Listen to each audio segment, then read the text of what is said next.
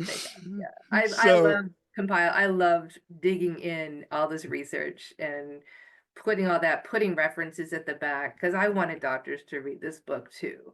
I want them to open their minds to other possibilities, and they can go look up that DOI number and they can read that research paper.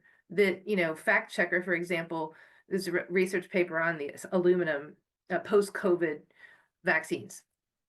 72% of the time, I think, exceeded the safe amount of aluminum in children that were getting catch-up schedule. So that same article, if you go to the pediatric news brief, that it was quoted in that, or in the little news brief, a little paragraph, and fact checker said aluminum has no problem. There's no problem with aluminum, and so they basically refuted the article. And those busy pediatricians that are going to go read the news briefs and go, oh, somebody already read this article. They already claimed that it was wrong, so I don't have to go to the article. Is that insane? That's insane to me. Because I yes. looked at the news brief, and if I would have stopped there, I would have just said, okay, aluminum's not an issue. But so many researchers are coming out saying aluminum, aluminum, aluminum. Yeah. Yep. Oh, no, no, it doesn't matter. It's just an adjutant. Well, an adjuvant is an adjutant to the immune system.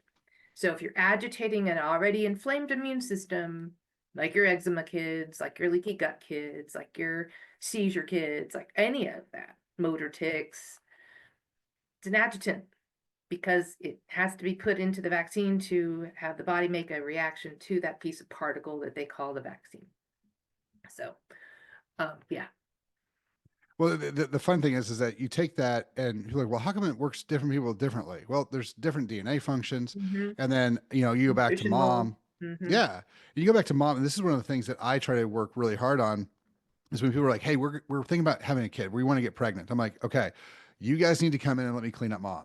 Like we got to do detox on mom. We got to do DNA on mom. We got to make sure that she doesn't have any MTFHR, COMT, MTTR, like any of those type of issues. If they do, pick them back together, go through the exact type of thing you're talking about with the detoxification of mom, clean her up, get her back where she needs to be. Because I tell people this all the time. I'm like, the mom is the factory in which this baby is built.